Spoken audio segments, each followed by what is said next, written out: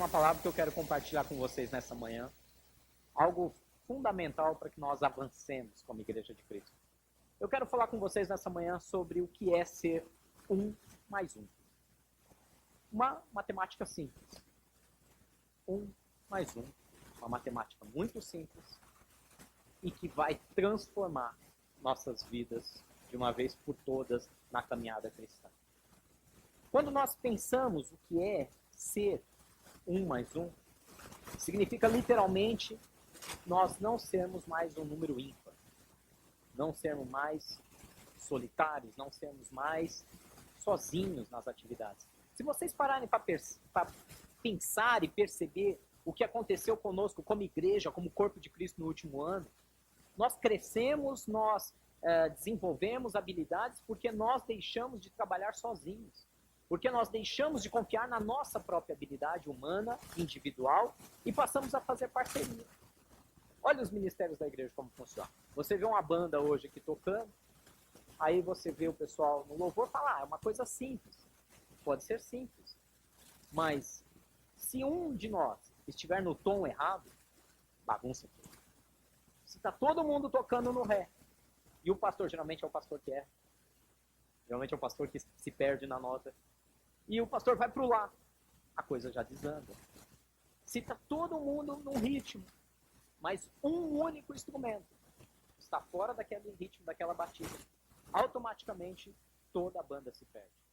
Porque é um trabalho de grupo, é um trabalho de coletivo. Igreja é isso. Igreja é um corpo de Cristo. Lá em 1 Coríntios fala muito sobre ser um corpo. Como a igreja de Cristo é um corpo formado por muitos membros. Talvez você seja uma mão. Uma mão, não uma mão. Sem cacó. Talvez você seja uma mão. Talvez você seja um pé. Talvez você seja uma orelha. Talvez uma boca, que fala bastante. Talvez um olho. A minha esposa está se entregando, já que ela é uma boca. Talvez você seja um olho, está atento a tudo. Talvez você seja cabelo. Puxa, mas é mais decorativo. Não, tem uma função fundamental. Os carecas que digam. Nesse frio, a coisa fica pior. Não importa qual parte do corpo nós somos. Nós somos membros do mesmo corpo, da igreja de Cristo. Pastor, só do aprisco? Não, onde quer que haja uma igreja de Cristo na terra, nós somos membros desse único e exclusivo corpo, que é a igreja do Senhor. E nós temos cada um uma função, amém? Sim ou não? Se você for um pé e tentar fazer o papel da orelha, já imaginou o que vai acontecer? Não vai dar certo. Não, eu não quero andar, eu me recuso a andar, eu quero ouvir. Mas você é um pé. Não, mas eu quero ouvir. Eu quero. Paulo fala sobre isso lá em 1 Coríntios. Não adianta. Nós não podemos ter inveja dos dons e habilidades uns dos outros. Cada um tem o seu papel. Não dá para eu, sendo um olho, que eu consigo ver coisas, eu querer ser a boca. Não, eu quero proclamar, mas você precisa ver. Não, eu quero falar, mas você não pode, você vê. E aí é onde nós começamos a ser apenas um número ímpar, indivisível, por um número inteiro. Mas quando nós pensamos em ser 1 mais 1, tudo muda. Essa equação é bem simples, todo mundo sabe, até desde lá do primeiro ano fundamental. 1 mais 1 é igual? 1 mais 1 é igual? A 2. Simples assim. E vamos começar falando lá no livro de Eclesiastes. Tem um texto fantástico que explica sobre isso. Eclesiastes capítulo 4. Do versículo 9 até o versículo 12, eu vou estar lendo com vocês. Deixa eu puxar a minha versão aqui, que o coração me impede de ler. Eclesiastes capítulo 4, do versículo 9 a 12, diz assim: é melhor ter companhia do que estar sozinho, porque maior é a recompensa do trabalho de 2 pessoas. Se um cair, o amigo pode ajudá-lo a levantar-se. Mas pobres o homem que cai e não tem quem o ajude a levantar-se. E se 2 dormirem juntos, vão manter-se aquecidos. Como, porém, manter-se aquecido sozinho? Um homem sozinho pode ser vencido, mas 2 conseguem defender-se. Um cordão de 3 dobras não se rompe com facilidade. Até aí, amém? O próprio livro de Eclesiastes nos ensina a importância de andarmos um mais um, de nunca estarmos só. Via de regra, na igreja, nós sempre pegamos esse texto, esse é um texto clássico que nós trabalhamos com casais. É um texto clássico que nós trabalhamos com casais, ensinando a importância de estarem juntos, de apoiarem uns aos outros, de darem sustentação um ao outro. Mas, nessa manhã, o Espírito Santo tem me trazido uma ótica diferente, porque ele fala sobre o amigo. E se nós aprofundarmos na questão teológica desse texto, ele está dizendo do companheiro mesmo, do amigo, do parceiro, daquele que ora junto, daquele que chora junto, daquele que ri junto. Como é importante nós termos alguém assim. Como é importante nós termos um irmão que caminha ao nosso lado. Ah, pastor, eu não gosto muito, porque quando eu tenho alguém assim, eu começo a ter que expor algumas dificuldades minhas.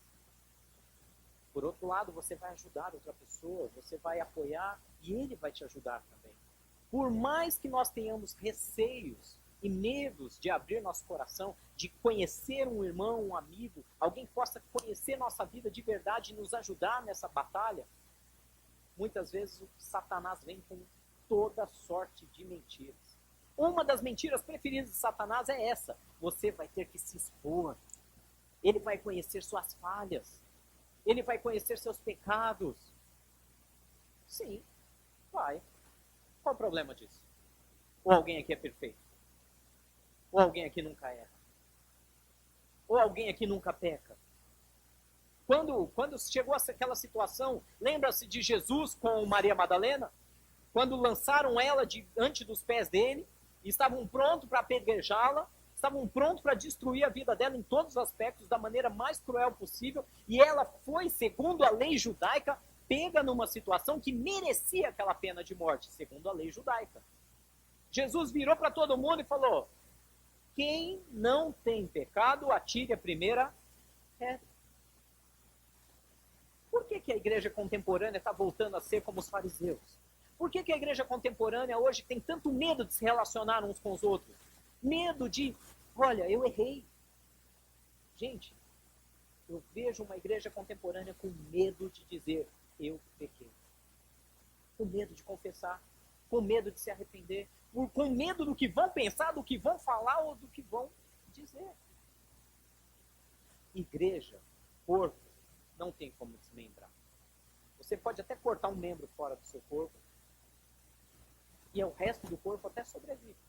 Mas aquele pequeno pedaço que foi cortado, ele morre. Da mesma coisa, Jesus faz essa comparação em João 15 com uma videira. Se você corta um ramo fora e tira ele da videira, o que vai acontecer com aquele ramo? Ele vai secar e ele vai morrer. E o resto? O resto sobrevive. Quando nós nos isolamos, automaticamente o Espírito Santo não tem como levar a seiva, a vida até nós. Tem um movimento muito perigoso, muito perigoso. Eu até escrevi sobre isso no meu TCC, do curso de teologia. Um movimento sobre os chamados sem igreja. Os sem igrejas ou desigrejados. Aquelas pessoas que acompanham, que amam a Deus, mas não suportam mais a igreja. Não estou aqui para discutir motivos, se eles têm ou não têm razão. Muitas vezes eles foram sim machucados, foram sim oprimidos por líderes egoístas, em busca de poder e dinheiro. Muitas vezes eles se sentiram sim oprimidos, eu não os culpo por isso. Mas existe um perigo muito grande. E existe toda uma multidão. Só para vocês terem ideia, o IBGE afirma, num censo feito em 2016, o IBGE afirma que 1 a cada 4 cristãos nascidos de novo, ou evangélico, ou crente, como você quiser chamar, 1 a cada 4, ele assiste culto apenas em casa, em internet. Ele é sem igreja. Quando pergunto para ele, você é cristão? Qual é a sua religião? Eu sou cristão, eu sou evangélico, sou protestante, sou crente. Qual é a sua igreja? A igreja de Jesus. Tá, mas qual igreja você... Não, nenhuma. Eu acompanho pela internet. 1 a cada 4. E esse número está crescendo. Esse número está crescendo. Pastor, mas essas pessoas não amam a Deus? Amam. Elas não continuam em contato com Deus, em comunhão com Deus, eles não assistem pregação, não oram em casa, fazem até Santa Ceia em casa. Sim, fazem. Mas existe uma palavra muito forte no livro de Hebreus que diz que temos que tomar cuidado para que não venhamos deixar de congregar como fazem alguns que estão morrendo. Porque não adianta eu receber palavra, alimento de Deus na minha casa isolado, se eu não estou servindo o corpo de Cristo. É mais ou menos assim, imagina uma mão que está lá, ela até está de alguma maneira ligada ao corpo, via fibra ótica, via internet. Mas ela não funciona. Uma pessoa que está em casa recebe palavra, recebe alimento, adora a Deus no seu quarto, mantém intimidade, mas a quem ela serve? Ela está imóvel no corpo. De alguma maneira está conectada, mas não está agindo, não está servindo, não está orando pelo seu irmão, não está chorando junto com o seu irmão, não está levantando o seu irmão quando ele cai, não está confessando, pior de tudo, está lá sozinho, isolado, não tem com quem abrir as suas verdades, não tem com quem confessar os seus medos, os seus anseios, os seus pecados, não há correção. É um perigo. Essa tendência do sem igreja é um perigo. Não os culpo, volto a dizer, não os julgo de maneira alguma. Sei que devem estar machucados, mas peço que vocês orem por cada um desses que estão sem igreja. Orem por eles. Orem para que o Espírito Santo aqueça o coração deles e traga eles de volta à comunhão, que é fundamental para que o Espírito Santo possa continuar trabalhando. Não tem como Deus concluir a obra se está afastado. Não tem como. E aqui fala, é melhor ter companhia do que estar sozinho. Na versão revista e corrigida, na Almeida Revista Corrigida, essa é a versão NVI que a gente sempre usa aqui no Aprisco. Mas na versão revista corrigida, diz que é melhor serem dois do que um. Porque se andarmos dois, temos melhor paga do nosso trabalho. É melhor ter companhia do que andar sozinho. Porque assim, quando nós trabalhamos juntos, na igreja, na família, na sociedade, tudo é melhor, a recompensa é bem melhor. E ainda fala, se um cair, um amigo pode fazer o quê? Ajudá-lo a levantar-se. Pobre do homem que cai e não tem quem o ajude. Meu irmão, se por algum motivo, você começa a desanimar, você começa a esfriar, você começa a não ver mais sentido na igreja, e não tem ninguém para te telefonar, para te mandar um WhatsApp, para te dar um alerta e falar, olha, vamos, eu vou orar com você. Nós estamos precisando mudar essa cultura, porque se não tem ninguém para fazer isso, graças a Deus eu tenho convicção que aqui na nossa igreja isso não acontece. Mas quando nós não temos ninguém, é um perigo, porque pode ser um sinal de que o próprio Espírito Santo de Deus está começando a se afastar. Agora, quando vem alguém e nos alerta, nos exorta, com carinho, ou às vezes até com um pouco de fúria, e fala, você está errado, é porque o Espírito Santo de Deus ainda tem interesse em nós e está tentando resgatar nossas vidas. Amém? E diz mais, se dois dormirem juntos, vão manter-se aquecidos. Como, porém, manter-se aquecido sozinho? Eu vou confessar um pecado. Vocês sabem, a maioria de vocês sabe, eu gosto muito de trilha, gosto muito de fazer montanhismo, trekking, essas coisas. E eu tenho um grupo de amigos na época da faculdade e a gente tenta, ao menos uma vez por ano, fazer uma trilha longa, com acampamento, aquela coisa toda. Põe a barraca nas costas, comida na mochila e vamos caminhar na fazenda. Eu nem lembro o ano mais que foi isso, acho que uns 2 anos atrás. A gente decidiu ir para o Peru, fazer a trilha de Cusco até Machu Picchu a pé. Isso levava lá uns 8 dias aproximadamente. E estamos lá, vimos a previsão do tempo, programamos nossa bagagem, nossa mochila nas costas, e a trilha chamava Trilha Salcantay, que era a montanha, o ponto mais alto durante esse percurso, que tinha 4.600 e poucos metros de altitude, bastante cansativo por causa da falta de oxigênio e bastante frio, porque era um pico elevado. Pela altitude tinha muito gelo, muita neve. E aí então, olhamos lá no aplicativo do celular qual era a previsão do tempo naquela região. E a previsão do tempo acusava que a mínima era de 0 grau. E a gente, poxa, 0 grau, beleza, a gente tem equipamento para -5, a gente... 0 grau não, perdão, a mínima era 5 graus na cidade de Cusco. E aí nós levamos equipamento e roupas para -5, para ter uns 10 graus de conforto ali, de segurança. E partimos. Chegamos em Cusco, foi uma loucura toda a nossa chegada. Um dia eu conto essa história, mas ela é engraçadíssima. Finalmente, quando nós partimos para a montanha, começamos a caminhar o primeiro dia, e a gente acampou no primeiro dia no pé do Monte Salcantay, da montanha Salcantay, que era uma montanha gigantesca de mais de 5.000 metros de altitude, com bastante neve, bastante gelo. E nós acampamos ali e montamos a barraca, e quando foi à noite, eu olhei meu termômetro e marcava quase -15. E eu não conseguia dormir. Nós estávamos em 4 amigos, cada um com a sua barraca, né? Nós colocamos a barraca um de frente para o outro. A ideia era fazer a fogueirinha com a comida no centro. Ventava muito, um vento absurdo. Ventos de 80, 90 por hora, muito forte, muito frio. E o que nós não percebemos, que quando nós olhamos a previsão do tempo, eram 5 graus em Cusco, na cidade.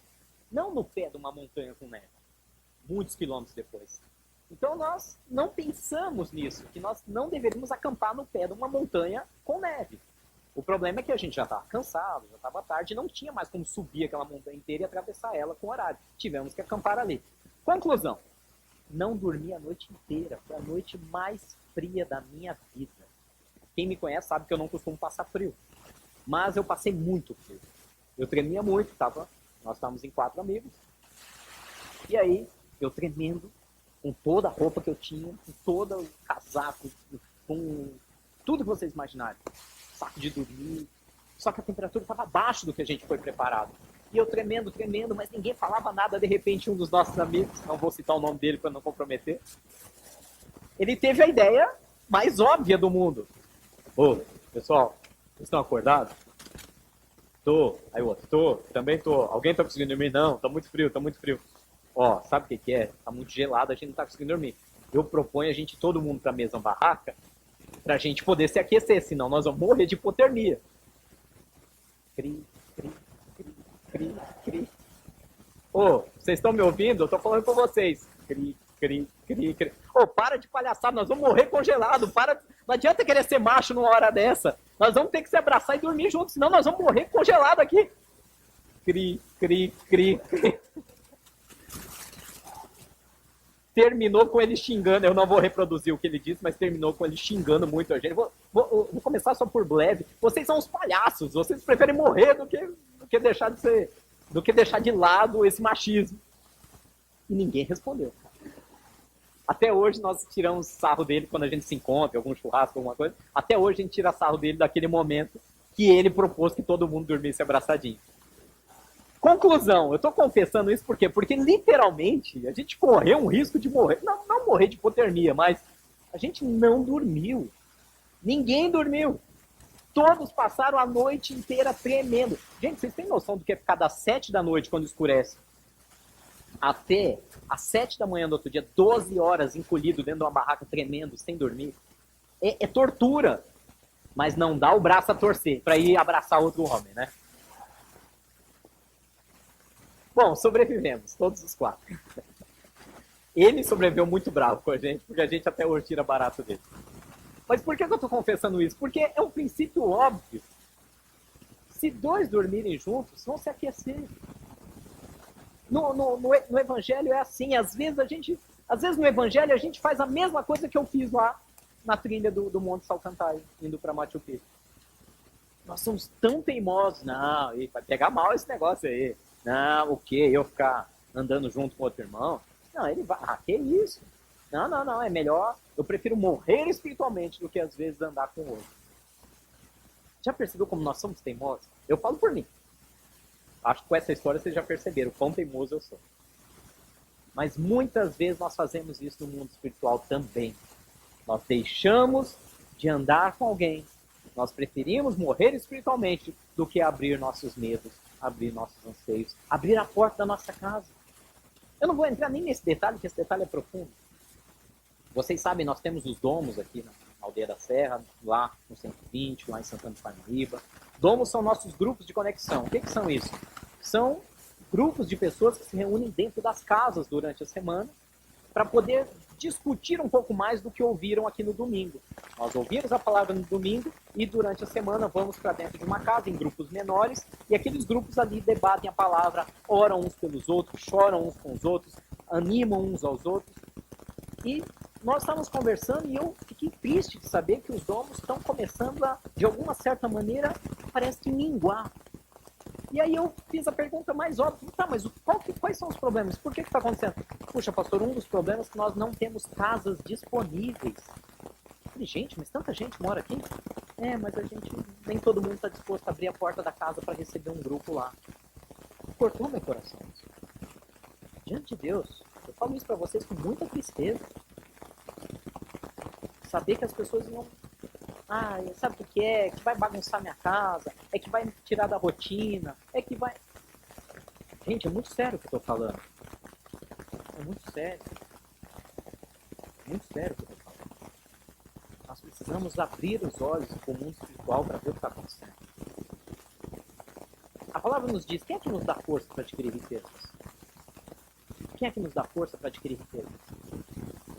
Quem é que nos dá saúde para trabalhar? Quem nos deu condições de ter uma casa, de ter um carro, de ter alimento na mesa? E nós não estamos dispostos, igreja, a retribuir um pouco do que Deus nos dá para abençoar outros irmãos? É muito sério o que eu estou falando. Me perdoe a minha tristeza, mas é como meu coração está se sentindo. Depois de tudo que Deus tem feito por nós, depois de todas as condições, de todo o bom conforto que Deus tem dado a cada um de nós, nós não estamos dispostos a abrir mão um pouco do nosso conforto para abençoar a vida de outros. Às vezes tem vizinhos nossos precisando ouvir essa palavra, vizinhos nossos precisando de um abraço, tem vizinhos nossos que não precisam falar nada, só basta abraçar e chorar junto com ele. E sabe por que eles não estão encontrando ao Senhor?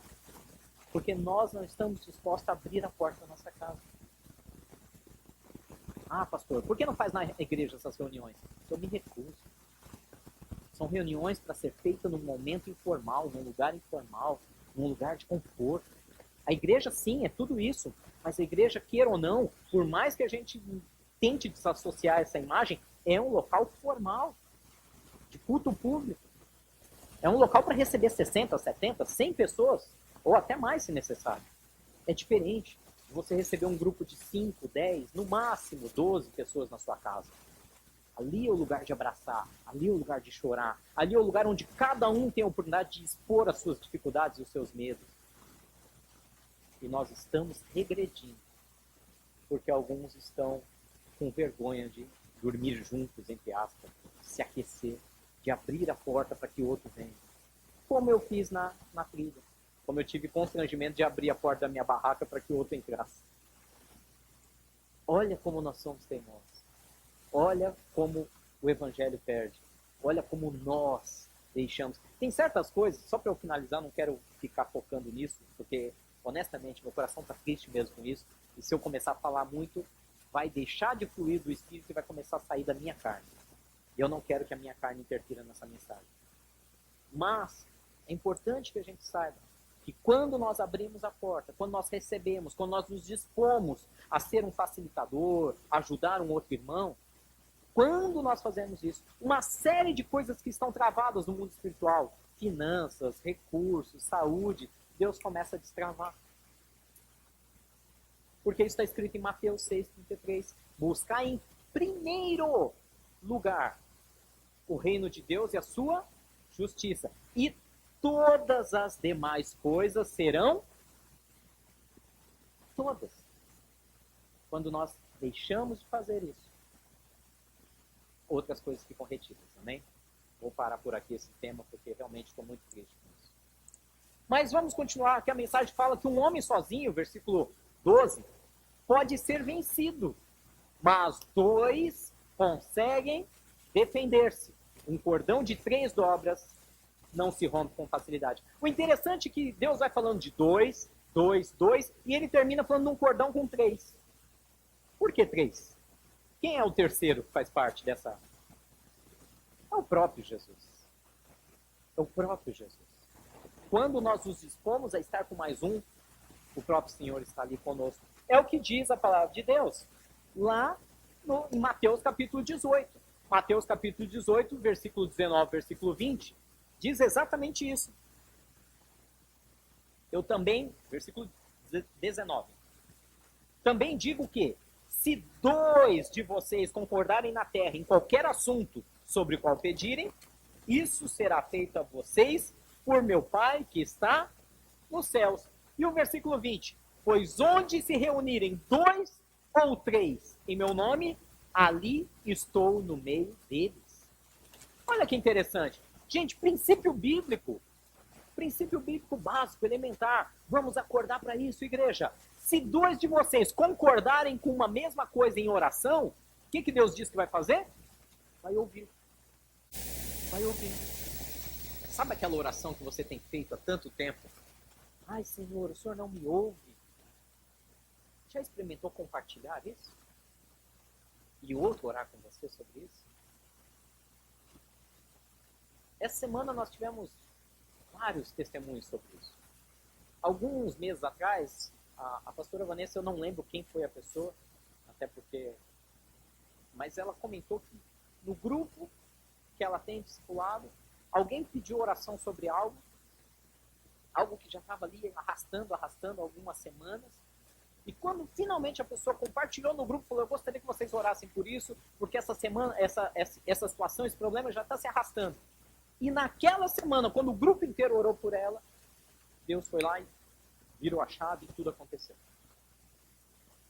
Essa semana que passou também, nós vimos algumas coisas interessantes acontecendo, não porque foi a nossa oração. Olha a diferença. Foi porque esse grupo orou, foi porque essa igreja orou, foi a oração do irmão que foi mais forte. Isso não existe. O que existe é 2 ou 3 ligados em comunhão, em comum acordo, levando ao Pai. E ele diz que ele vai ouvir.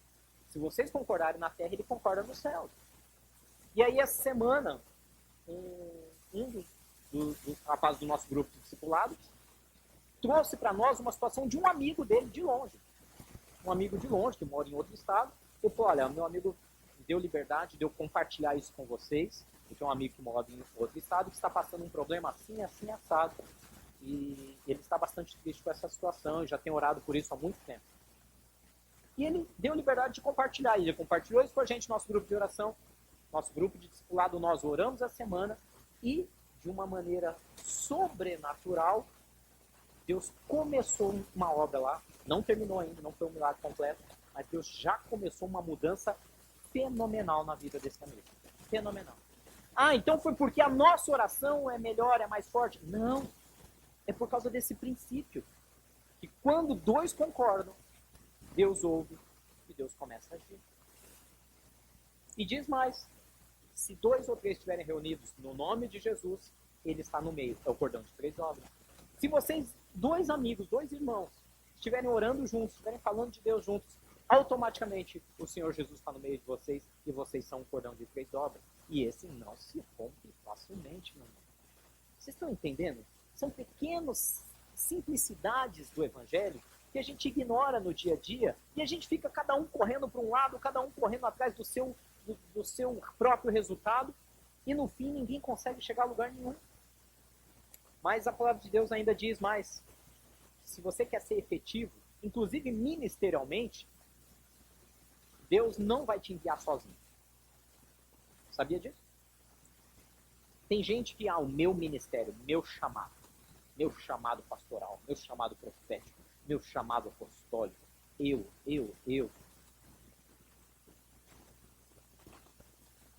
Que eu diminua, que ele cresça.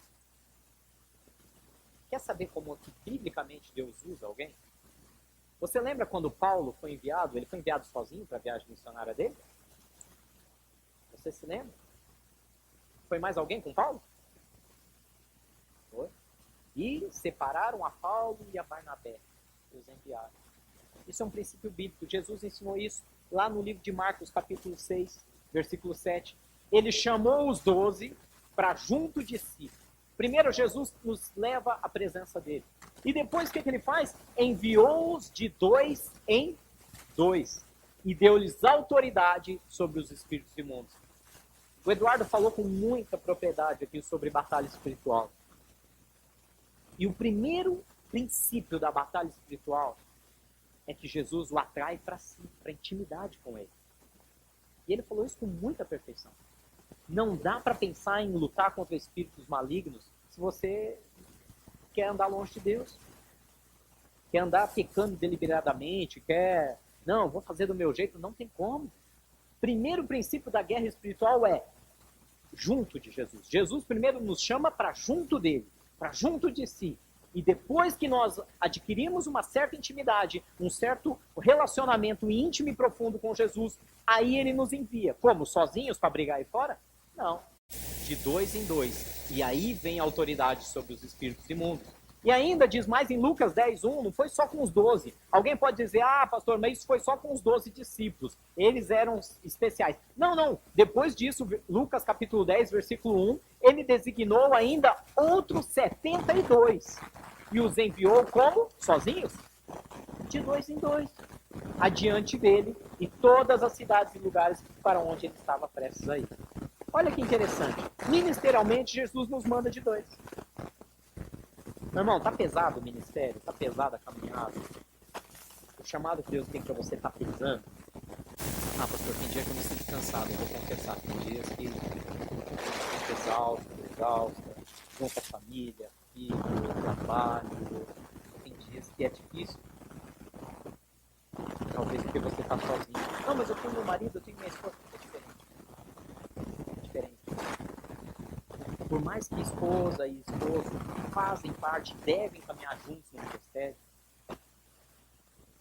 às vezes vocês brigam. Ou não? Não, ninguém briga. Só eu brigo com a minha esposa. Só eu pego no pé dela, coitada. Às vezes vocês não estão animados um com o outro. Às vezes um problema familiar envolve... Olha o caminho. Eu e minha esposa, a gente trabalha junto no ministério. Aí, por algum motivo, a gente discute por um motivo banal. Porque isso não acontece, né? Não acontece. Discutir porque... Não. Se a minha esposa são os únicos amigos que eu tenho, o que acontece? E eu estou chateado com esse meu amigo, como que vai fluir meu ministério? Quem vai me ajudar? A Bíblia não fala se um cair o outro levanta? E se os dois estão chateados, tristes um com o outro? Ou com um problema familiar, um problema de saúde? Por mais que esposo e esposa são o nosso primeiro amigo depois de Deus, e definitivamente aquele que mais nos apoia, é necessário ter um outro externo. É necessário ter alguém que não mora no mesmo teto que você. É necessário alguém para te ouvir, para te aconselhar, para te exortar quando necessário, para orar com você. É o que a Bíblia nos ensina. Olha o que fala a palavra de Deus, vamos adiante. Lá em Isaías 41:6. Olha o que o profeta Isaías diz que cada um deve fazer. Cada um ajuda o outro e diz ao seu irmão, seja forte. É papel uns dos outros de animar o seu irmão, fortalecer, incentivá-lo. Imagina, você discute, vamos dar um exemplo bem prático, você discute com a sua esposa em casa. E aí você, não é o caso hoje, hein? Graças a Deus, nós estamos bem. Ontem teve jantar dos namorados aqui, vocês estão vendo.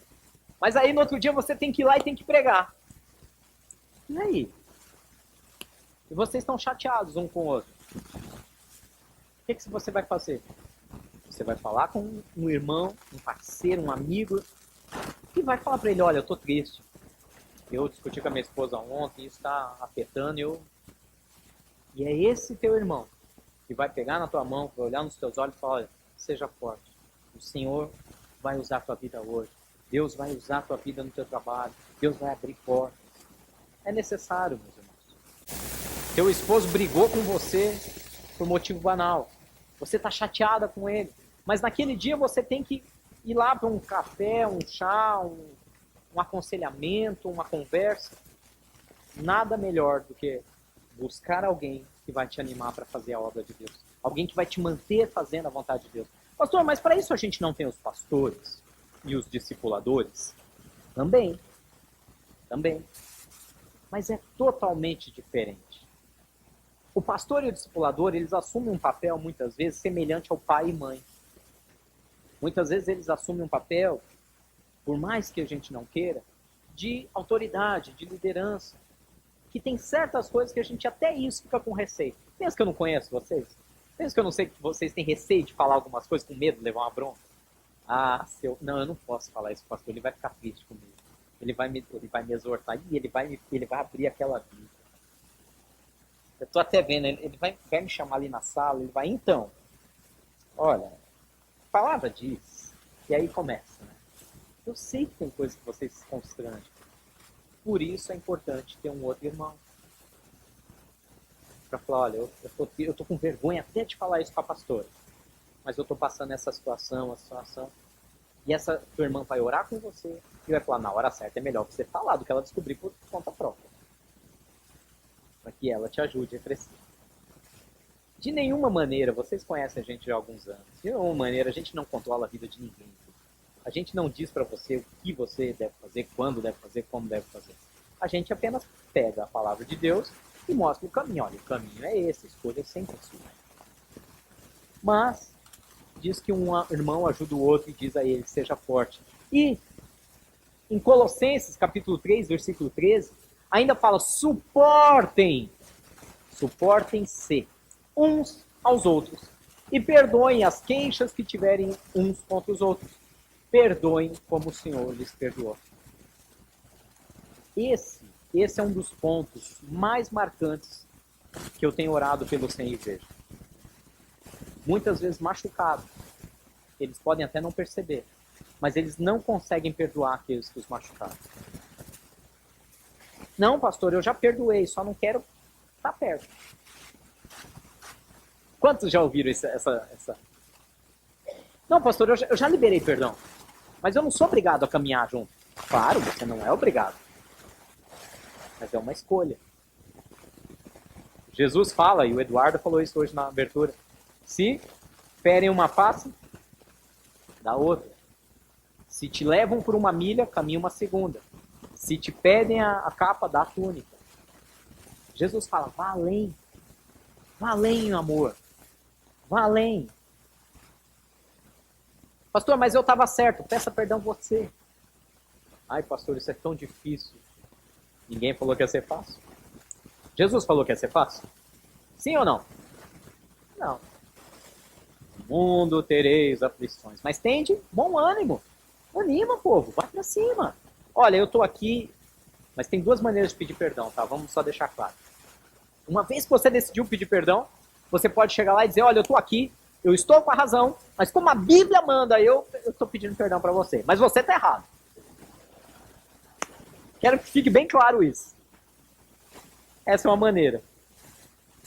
A outra maneira, que foi o que Jesus quis dizer, é, irmão, eu quero que você me perdoe pela maneira como eu reagi. Pronto. Você desmorona qualquer argumento. A Bíblia diz que assim você amontoa até brasas na cabeça do inimigo. E o inimigo não é o teu irmão, não é carne e sangue. Isso está lá em Efésios. São os desgraçados dos demônios que militam todo dia contra a nossa vida. Tente olhar o lado espiritual. Tente entender o que está por trás. Por que aquela pessoa está agindo assim? Por que ela está sendo enganada a ponto de prejudicar a vida de outros? Suportem uns aos outros em amor. Nós temos duas traduções possíveis na língua portuguesa.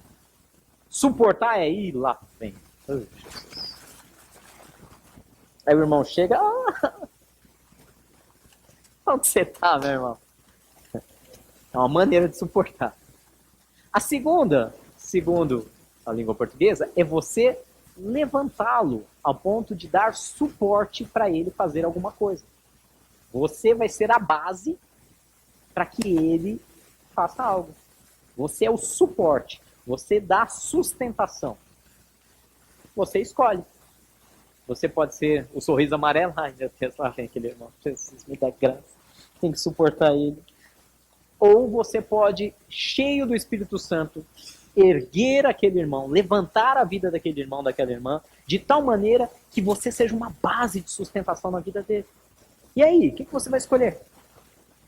Suportar de aguentar?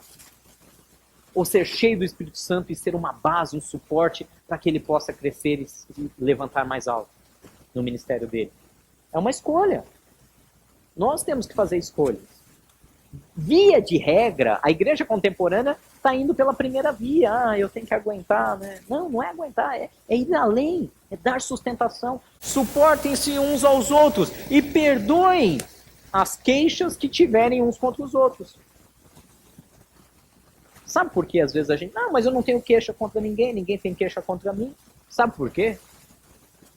Sabe quem não tem queixa contra ninguém e que nunca ninguém se queixa dele? Só um tipo de pessoa. Quem anda sozinho. Só quem anda sozinho. Todo mundo aqui tem família, amém? Pai, mãe, mesmo que já falecido de alguma maneira, filhos, irmãos. Alguma vez na vida você discutiu com a sua família? Festa de fim de ano. Ei, beleza, Natal. Todo mundo reunido, o peru assando, aquela tia, aquele tio com aquelas piadinhas do é pra ver ou é pra comer. Todo aquele, o tipo, né, já tem um se entregando lá que ele é desses. Tem típico momento de família. Aí de repente alguma coisa sai do controle. Pronto. Quando vê, a coisa já pegou fogo. Sabe por que você tem momentos de desentendimento com a sua família? Sabe por quê? Porque você tem família.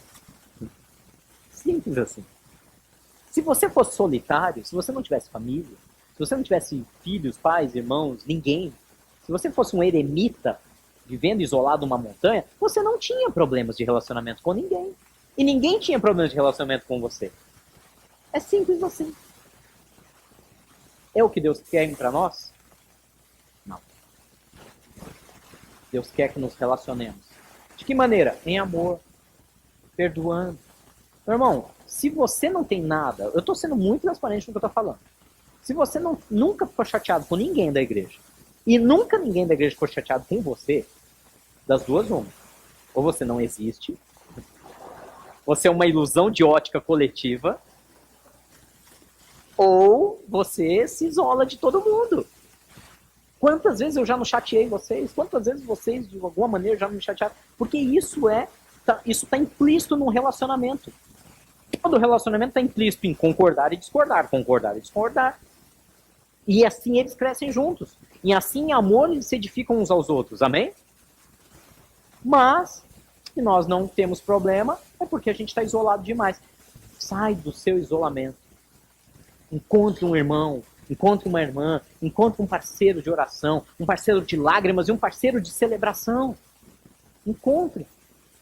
Porque, para a gente finalizar, diz lá ainda, também, pode passar no livro de Efésios, que nós devemos nos sujeitar uns aos outros. O que significa se sujeitar? Sujeitar é... Ai, meu Deus, fulano tá me ligando. Bem na hora do jogo. A Bíblia fala sobre o amigo inoportuno. Ah, é uma boa ideia. Tirar o telefone do gancho, colocar no modo avião, desligar o celular. Mas a Bíblia fala sobre um amigo inoportuno que, quando já era tarde da noite, bateu na porta. Lembra dessa parábola que Jesus conta? E aquele amigo inoportuno bateu na porta. Quem é inoportuno? O amigo. Quem é o complicado? É o amigo. Quem é que não tem bom senso? É o amigo. Mas, e aí, o que o outro faz? Ah, já que ele é sem noção, eu vou deixar de atender ele. Não. O que Jesus nos ensina? Já que te acordou, o que você faz? Levanta, abre e atende e vê o que ele precisa. Ah, mas eu não quero. Gente, eu também não gosto de acordar às 5h30 da manhã na segunda-feira para ir trabalhar. Eu não gosto, não sei vocês. Depois que eu tô lá trabalhando, eu tô a todo vapor, eu tô feliz da vida, eu tô berrando na sala de aula e pulando para todo lado, feliz da vida. Mas às 5h30 da manhã, quando eu saio da cama, eu não quero. Não sei vocês. Acho que vocês gostam, né? Ainda mais nesse frio, né? Vocês estão entendendo onde eu quero chegar? Tem coisa que eu não gosto, mas eu preciso fazer. Porque se eu não sair às 5h30 da manhã, eu não estou às 8 horas da manhã na sala de aula berrando. Todo feliz da vida. Para que eu tenha o meu prazer do meu trabalho durante o dia, eu tenho que levantar às 5h30 da manhã da cama. Para que eu colha os frutos de um relacionamento em amor, para que o Espírito Santo abençoe a minha vida, eu preciso, às vezes, abrir a porta ao amigo inoportuno. E atendê-lo e ver o que ele quer. De que maneira? Com cara fechada, fala o que você quer. Olha, eu não sei se você sabe, mas são 00:10. Isso é hora. Não, o cara até vira e fala, não, obrigado. Esquece. Nós temos que ter um pouco mais de compaixão. Amém? Amém? Vai ser um tal de um abusando do outro agora, hein? Ó, foi o pastor que falou, não distorça essas palavras. Se você, se possível, não seja um amigo inoportuno, faça de tudo para não ser. Mas se realmente tiver uma necessidade, não hesite em procurar o seu irmão. Porque para a gente finalizar, diz em Provérbios capítulo 18, versículo 1, quem se isola, na Almeida Revista e Corrigida, diz o solitário. Na NVI diz, quem se isola busca interesses egoístas e se rebela contra a sensatez. Na Revista e Corrigida diz, o solitário busca os seus próprios interesses e se rebela contra a verdadeira sabedoria. Eu quero encerrar por aqui. Se nós escolhermos o caminho de andarmos sós, de não termos compartilhado com ninguém, nós até vamos viver no Evangelho. Pode até ser, não estou entrando na questão da soteriologia, da questão da salvação. Pode até ser que nós sejamos salvos. Né? Eu não discordo. A questão é, quando chegar lá, e eu fico sempre imaginando, algumas coisas que eu faço aqui, eu fico olhando para a nossa missão maior, que é chegar aos pés de Jesus na eternidade, e eu fico imaginando, como será que nós, tão isolacionistas, vamos nos sentir diante de uma multidão adorando a Deus? São duas coisas que a gente tem que pensar com muito carinho. Primeiro, eu não gosto muito de música, eu não gosto muito de adorar a Deus. Você precisa rever seu conceito. Isso é plano para outra história. Porque quando chegar lá na eternidade, você vai fazer isso para chuchu. Então é bom começar a treinar agora. É bom começar a treinar agora. Eu me constranjo. Não, fecha o olho, solta a voz, levanta a mão, deixa. Adora a Deus. Vai treinando agora. Você tem poucos anos aqui para treinar, porque lá você vai ter que fazer isso bastante. E lá não dá tempo de treinar. Lá, segundo a palavra, você vai ser, esse cara aqui, né? Esse aqui não tem prazer em adorar. Joga ele no canto ali, deixa ele lá. Vai ficar isolado. E a outra questão é isso. É uma multidão. Ninguém vai fazer nada sozinho. Nós vamos fazer tudo junto. Nós vamos adorar a Deus junto, nós vamos celebrar junto, nós vamos festejar junto. É como uma grande festa de fim de ano. Às vezes até um ou outro se desentende, mas daqui a pouco tudo termina em abraço, em choro, em alegria e pedido de perdão. Assim é a Igreja de Cristo, amém?